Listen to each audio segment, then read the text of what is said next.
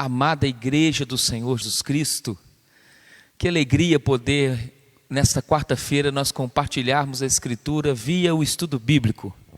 A palavra de Deus, ela sempre tem para a sua vida e para a minha as verdades que nós necessitamos. Acredito que todos nós temos sido influenciados por essa palavra, que segundo o autor da carta aos Hebreus, é palavra viva, eficaz, é palavra que penetra nossas emoções, a nossa alma e divide juntas e medulas. Mas há algo lindo ali em Hebreus que diz acerca da Escritura.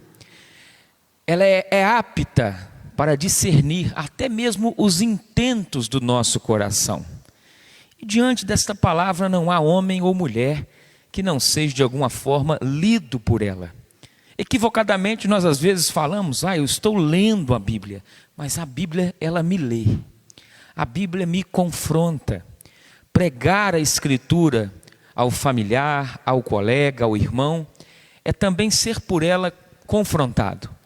E nessa quarta-feira, não diferente de outros dias, seremos também orientados pela sã doutrina, pela palavra sã ao nosso coração. E antes de ler, eu quero convidar você a nós orarmos, a você parar aí um pouco, fechar os seus olhos e se voltar para o dono da sua vida, o Senhor da sua história, e apresentar a Ele: Pai, fala comigo nessa noite, ministra o meu coração, me dá algo, ó Deus, que na minha particularidade eu realmente hoje preciso, e eu não tenho dúvidas, Ele vai falar conosco. Que a bênção dele esteja com o que fala, com o que me vê, em o nome de Jesus. Pai Santo, obrigado pela tua palavra. Obrigado por essa quarta-feira tão cheia de vida.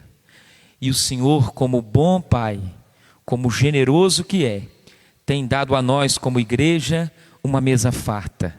Nós te pedimos, ó Pai, que o Senhor nos abençoe com sabedoria, discernimento espiritual e fale aos nossos corações, mediante a leitura que será feita.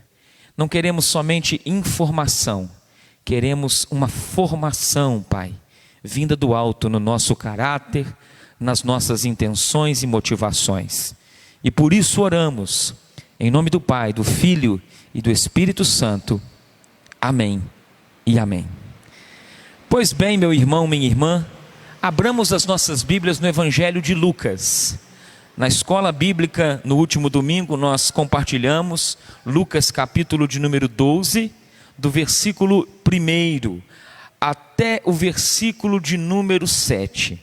Hoje eu quero compartilhar com você a partir da expressão que nós vemos no versículo 13. Diz a Escritura assim: nesse ponto, um homem que estava no meio da multidão lhe falou: Mestre, dá uma ordem ao meu irmão, ordena ao meu irmão que reparta comigo a herança. Mas Jesus, ao ser confrontado por esta pergunta, meio que uma fala de ordem a ele, Cristo, diz o texto que Jesus lhe respondeu: homem, quem me constituiu juiz ou repartidor, partidor entre vós? E aquele homem ouviu isso. Você pode comigo imaginar a cena, Jesus dizendo a ele e ele olhando para Cristo, e o Senhor então continuando agora, olhando para aquele exemplo, olhando para os discípulos, as pessoas ao redor. Jesus então recomendou assim: tende muito cuidado, guardai-vos, tende cuidado e guardai-vos de toda e qualquer avareza, porque a vida de um homem não consiste na abundância dos bens que ele possui. E eu vou contar para vocês, disse Jesus, uma parábola. E esta parábola então foi contada por Jesus a partir do verso 16, assim: o campo de um homem rico produziu com abundância. E este homem rico arrazoava consigo mesmo, dizendo: que farei? Pois eu não tenho onde recolher os meus frutos. E ele começou então a pensar, a trazer ao coração a possibilidade que é dita no verso 18: eu farei isto, eu vou destruir os meus celeiros, que são pequenos, vou reconstruí-los maiores, e vou então assim recolher todo o meu produto e todos os meus bens. E então eu vou dar uma palavra para minha alma, para as minhas emoções. Ó, alma, você tem um depósito grandioso de muitos bens, para muitos anos. Descansa, come, bebe e vive uma vida regalada. Mas Deus, disse Jesus Cristo, Deus lhe disse: louco, esta noite te pedirão a tua alma, e o que tens preparado, para quem será? Assim é o que entesoura para si mesmo, e não é rico para com Deus. Diante destes versos bíblicos do Evangelho de Lucas, nós temos então que nos situar ao desejo divino de nos trazer um ensino. Primeiro, nós estamos diante de um episódio onde Cristo se encontra diante de um aglomerado de pessoas, por que não uma multidão. Você volta no versículo 1 do capítulo 12, você vê que miríades de pessoas se aglomeravam a ponto de uns aos outros pisarem nos pés uns dos outros, atropelarem-se. E Jesus então ali diz aquele contexto dos discípulos no meio da multidão: olha, tomem cuidado, meus discípulos, com o fermento dos fariseus, que é a hipocrisia. Em outras palavras, Jesus Cristo está dizendo: tomem cuidado com as aparências religiosas, porque as aparências religiosas, elas podem enganar vocês. É o que Jesus está dizendo. Cuidado com a falsidade. Cuidado, meus discípulos, com a vida teatral, com a vida de ator, com a vida que não confere coisas espirituais com espirituais, que demonstra fisicamente algo que não combina com aquilo que é a realidade interior. Tomem cuidado, meus discípulos. E nós vimos, no domingo pela manhã, que isso de alguma forma tomou o coração destes discípulos, porque eles estavam vivendo um período de extrema angústia e de medo e pânico, diante do quadro aonde eles poderiam em um breve tempo estar sendo agora perseguidos pela própria religião, por servirem a Cristo, entenderem que Cristo é o Messias. Mas eles agora então estão vivendo esse dilema.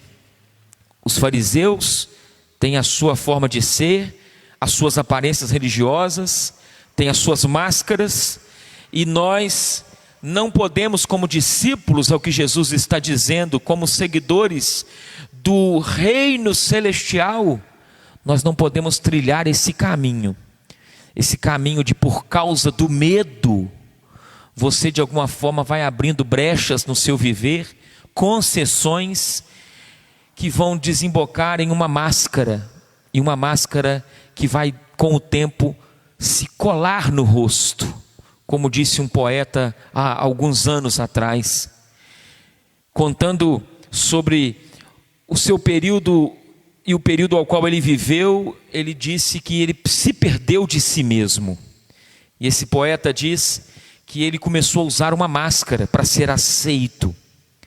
Essa máscara para ser aceito no meio da família, no meio da comunidade cristã, no meio da sociedade. E esta máscara, de certa forma, ele diz: um dia eu me deparei olhando no espelho, e esta máscara que eu usava, ela colou no meu rosto. Não tinha mais como tirar essa máscara. Eu me tornei um ator. E o texto está dizendo que esse caminho não convinha aos discípulos, mesmo que eles tivessem muitos e muitos e muitos medos, inclusive da própria vida. Por isso Jesus os encorajou, você se lembra? Jesus disse a eles, capítulo 12 de Lucas, verso de número 6, olha: não se vendem 5 pardais por 2 asses, nenhum destes pardais está em esquecimento diante de Deus, nenhum.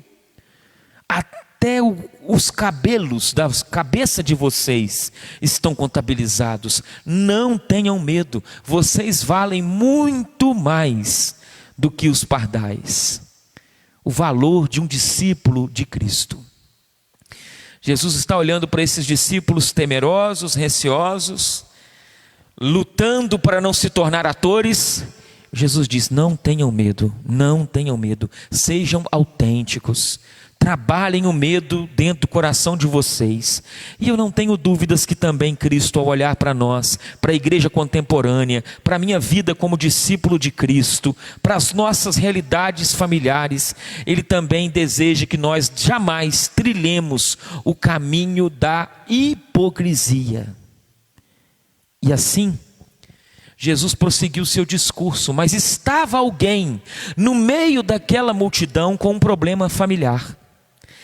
Que a Bíblia diz no versículo 13: um homem que estava no meio da multidão lhe falou.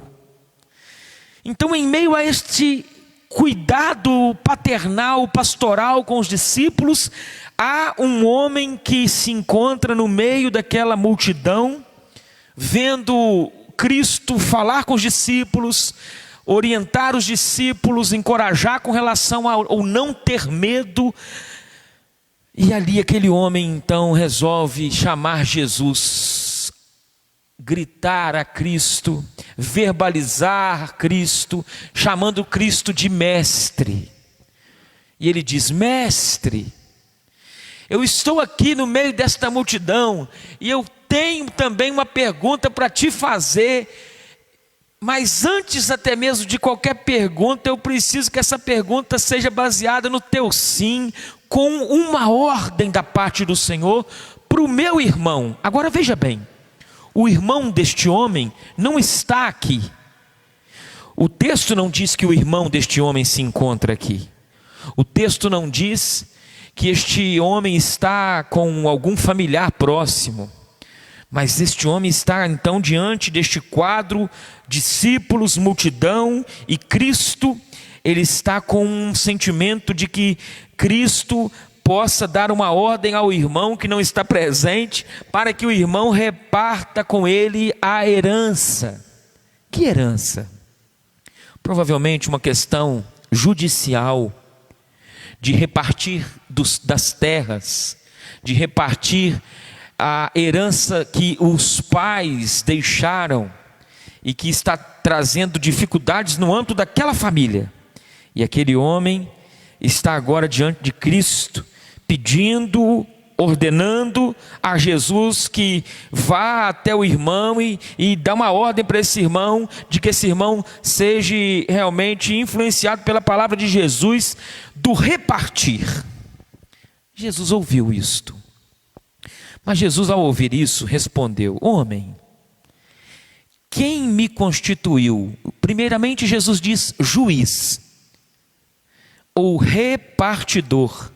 Em algumas versões, partidor entre vós.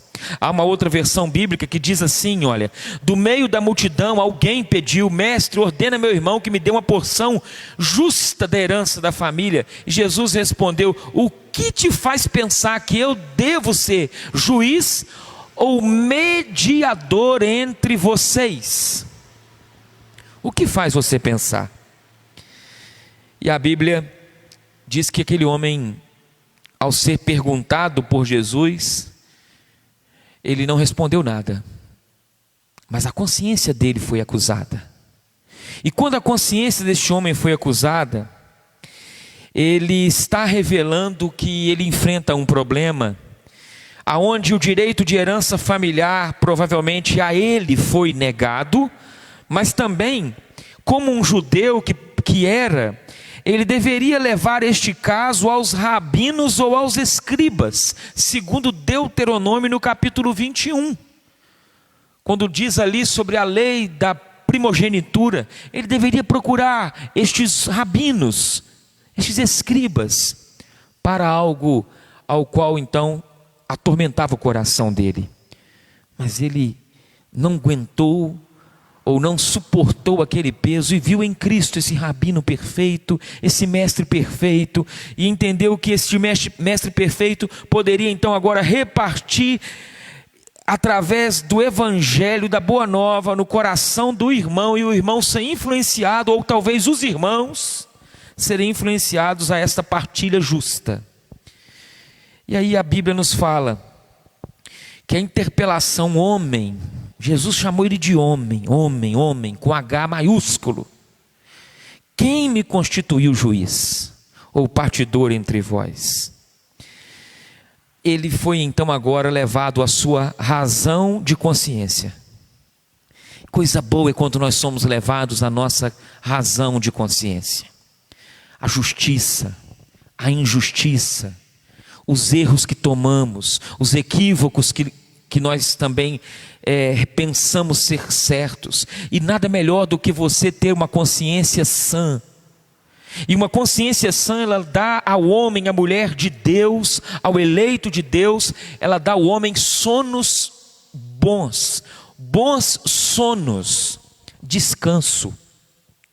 Porque quem não tem uma consciência sã, geralmente não tem um bom sono, mas uma boa consciência, uma consciência saudável, uma consciência que é influenciada pela fala do Cristo, é uma consciência que vive aquilo que o salmista diz no Salmo de número 2: em paz eu me deito e logo pego no sono, porque só o Senhor me faz repousar em segurança.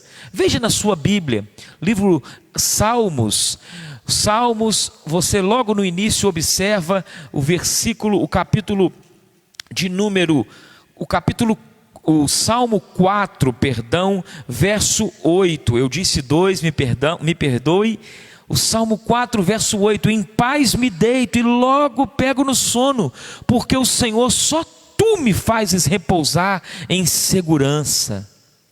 Ou seja, a palavra segurança e a palavra repouso, ela caminha lado a lado, repouso e segurança. Duas características que um discípulo do Cristo precisa ter no seu viver diário de comunhão com o Eterno. Repouso. Hebreus capítulo 4, versículo 9 diz: portanto resta um repouso para o povo de Deus, um descanso para o povo de Deus. E nós precisamos de repouso e de segurança num mundo inseguro, meu irmão e minha irmã.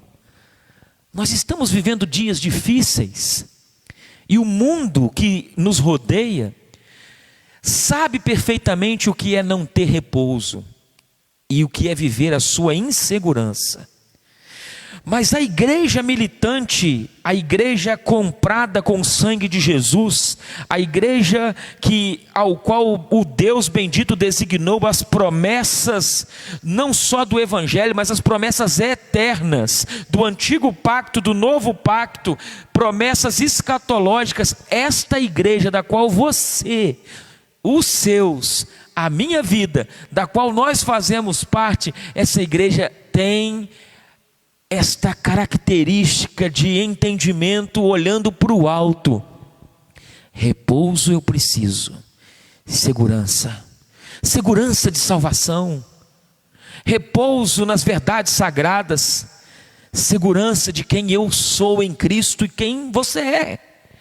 Então este homem, na sua muita insegurança e na falta de repouso, ele perguntou a Jesus: Senhor, eu creio que o Senhor é mestre, hein? Mas eu quero que o Senhor dê uma ordem para o meu irmão repartir de maneira justa a herança comigo. E Jesus não deu ordem nenhuma para este irmão, até mesmo porque não é registrado que ninguém da família se encontrava. Mas aí você chega no versículo 15, e você tem no capítulo 12, um segundo cuidado que a Bíblia nos diz em forma de guardai-vos. Se quando no capítulo 12, verso 1, você tem a palavra acautelai-vos do fermento dos fariseus, que é a hipocrisia, no verso 15 você tem a expressão tende cuidado e guardai-vos de toda e qualquer avareza. Porque a vida de um homem não consiste na abundância dos bens que ele possui. Jesus Cristo está então mostrando em breves palavras, em um contexto de multidão, discípulos, pessoas que o veem, que o admiram, mas aqueles que o seguem também estão ali. Jesus dá uma segunda orientação a nível de guardai-vos.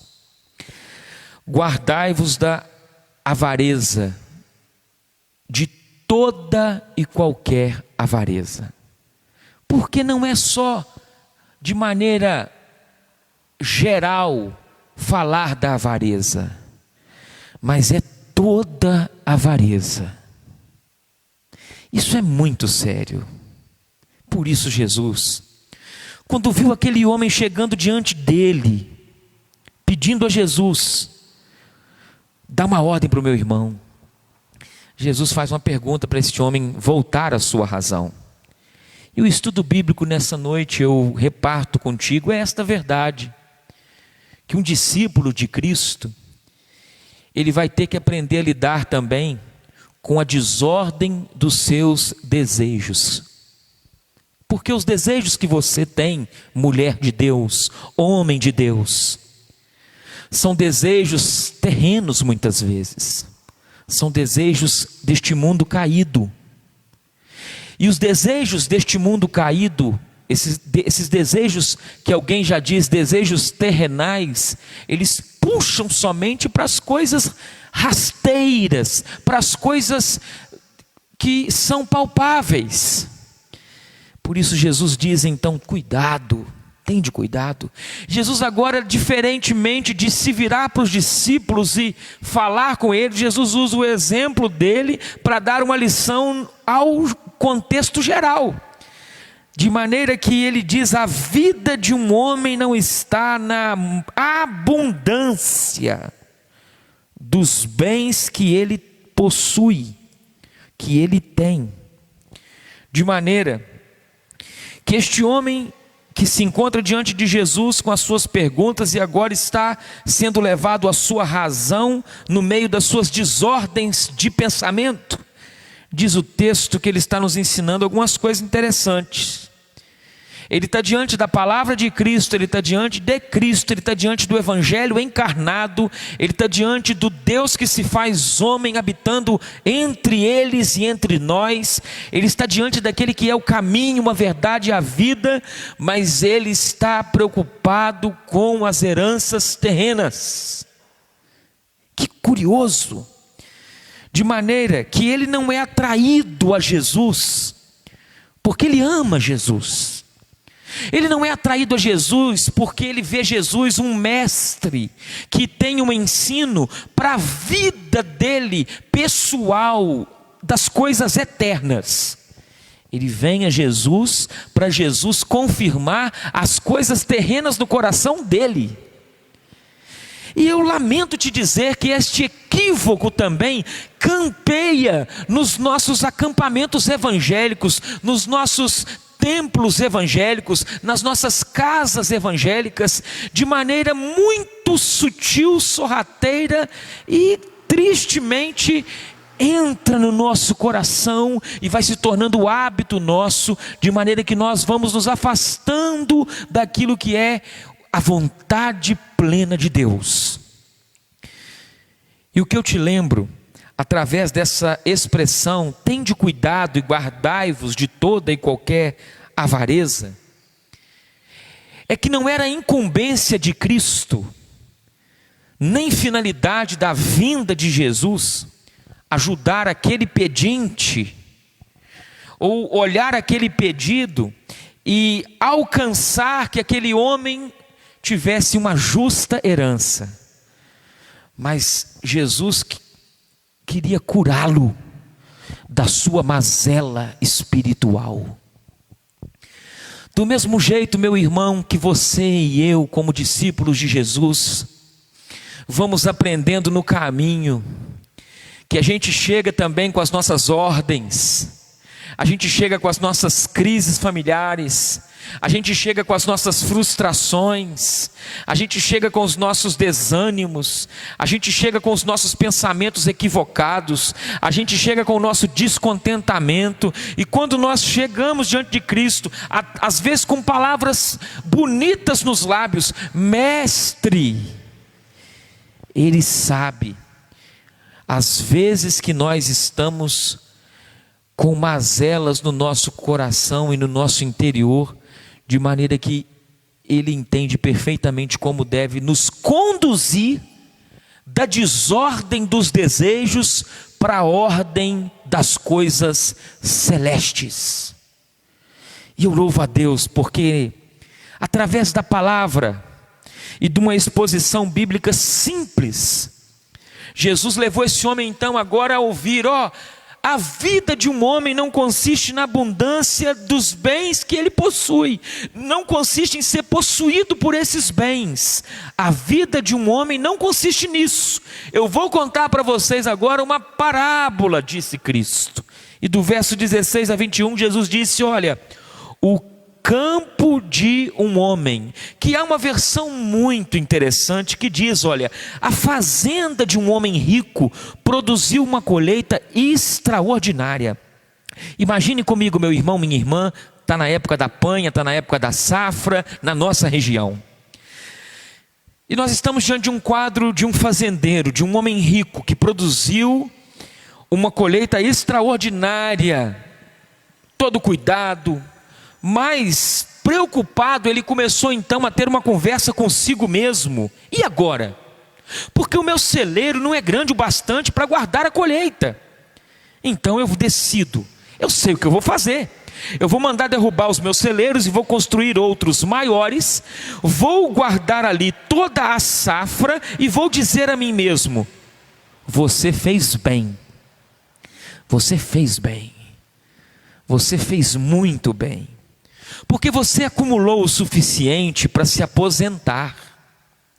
Agora esqueça as preocupações, aproveite a vida, que na linguagem da Bíblia Revista Atualizada diz: tens um depósito, tens em depósito, não é poucos bens não, muitos, para muitos anos, uma boa aposentadoria, descansa, come, bebe e vive uma vida regalada, de maneira que aproveite a vida.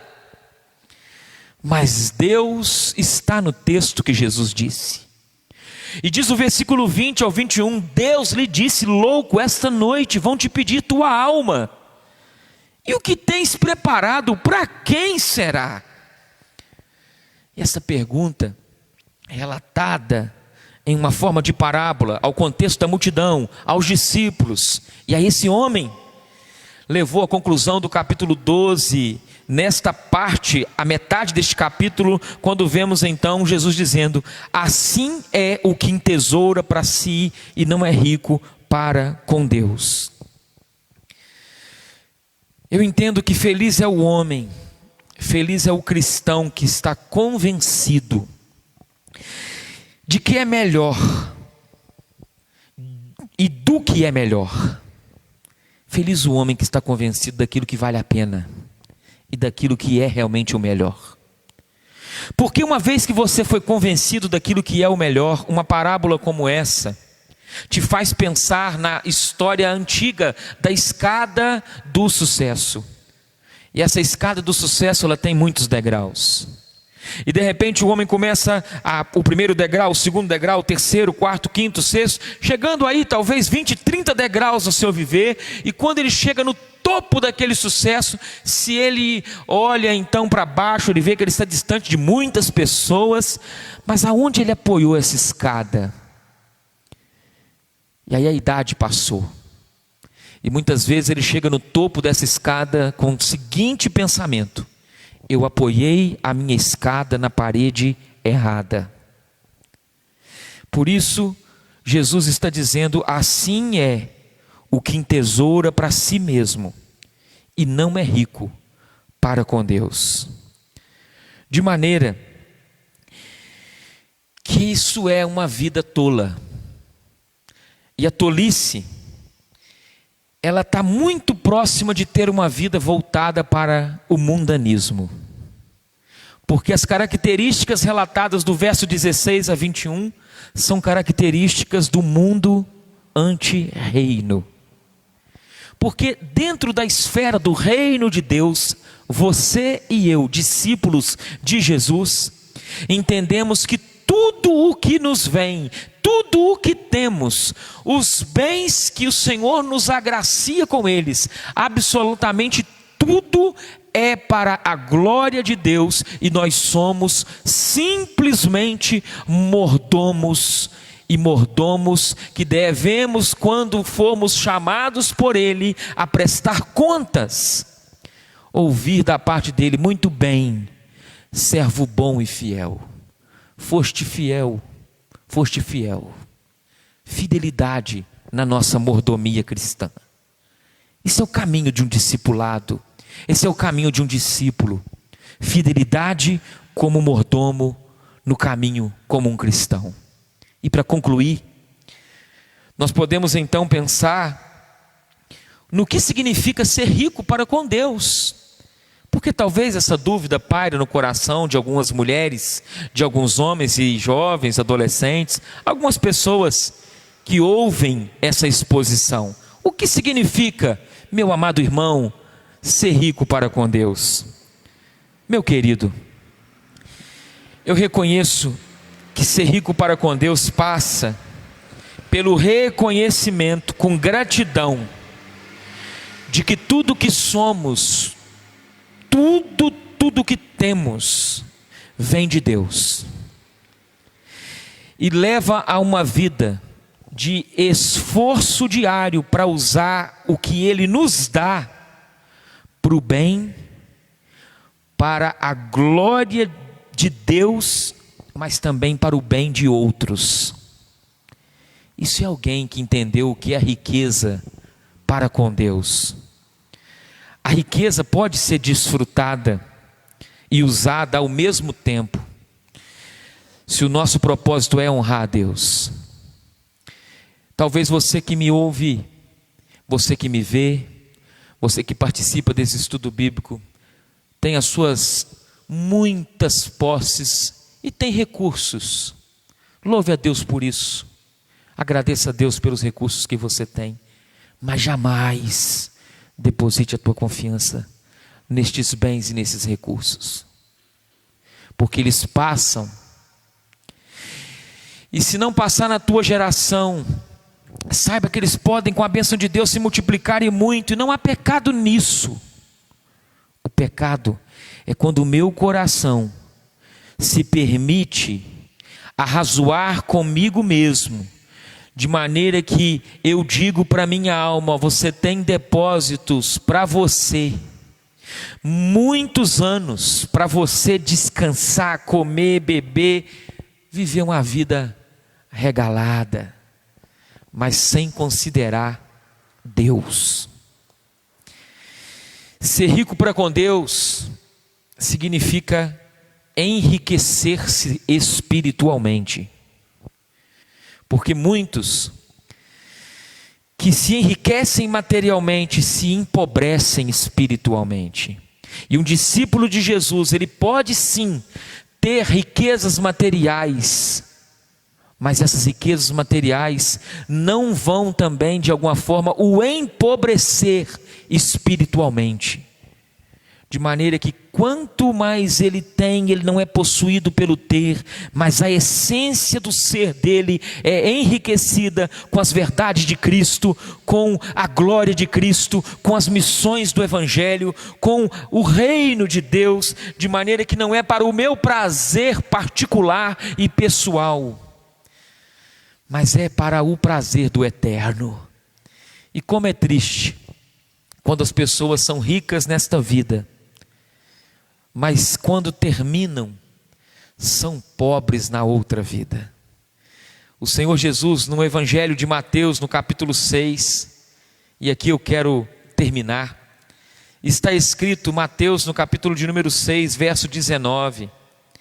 Jesus Cristo disse assim: não acumuleis para vocês tesouros sobre a terra, onde a traça e a ferrugem corrói, onde os ladrões roubam e escavam, mas ajuntai para vós outros tesouros no céu, onde não tem traça, não tem ferrugem que corrói, onde não tem ladrão para escavar, para roubar, porque onde está o teu tesouro, aí estará também o teu coração.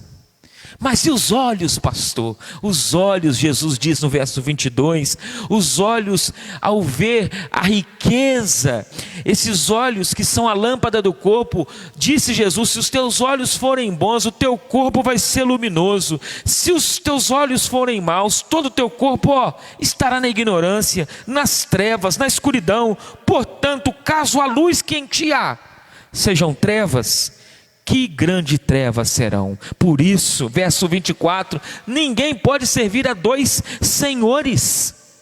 Ninguém pode. Ou há de aborrecer-se de um e amar o outro, ou vai se devotar a um e vai desprezar o outro. Não tem como servir a Deus e as riquezas. E aí faço lembrar a você a importância da riqueza espiritual. Conquiste, tenha recursos, tenha uma boa rentabilidade, se dedique, tenha uma boa formação, mas que no meio disso tudo, você seja também alguém rico, próspero espiritualmente falando, porque a riqueza material, ela tem as suas tentações, e alguns nessa cobiça, por amá-la, se desviam da fé e se afogam em mares muito fundos e mares até mesmo sujos. E esse não é o propósito de Deus para você, discípulo dele. Neste segundo guardai-vos do Evangelho de Lucas, no capítulo 12, no caminho de um discípulo, de uma discípula de Jesus. Que Deus nos ajude e que no dia final o juiz das nossas vidas pode olhar para nós, segundo Apocalipse 2:9, e dizer: tu és rico, tu és rico. Não porque vamos deixar o legado somente das riquezas materiais, mas tu és rico porque temos o Senhor Jesus Cristo dentro de nós, a verdadeira riqueza entre os homens, porque até mesmo na esfera celestial, segundo o Apocalipse, na Nova Jerusalém, ouro, prata, pedras preciosas, só serve para fazer calçamento de rua, para mostrar para você e para mim, que tem que andar aqui nessa terra com estes recursos debaixo dos nossos pés e não dentro do nosso coração, influenciando a nossa mente. Eu quero orar com você